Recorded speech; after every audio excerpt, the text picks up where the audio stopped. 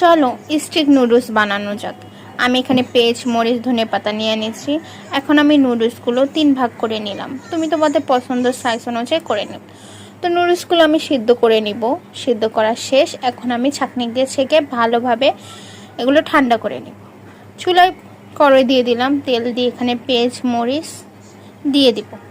পেঁয়াজ মরিচ দিয়ে এগুলো ভালোভাবে ভেজে নিব। ভাজা শেষ। এখন আমি এখানে ডিম দিয়ে দেব। ডিম দিয়ে ভালোভাবে নেড়ে চেড়ে নেব। নাড়াচাড়া শেষ হয়ে গেলে আমি এখন নুডলসগুলো দিয়ে দেব। নুডলসগুলো দিয়ে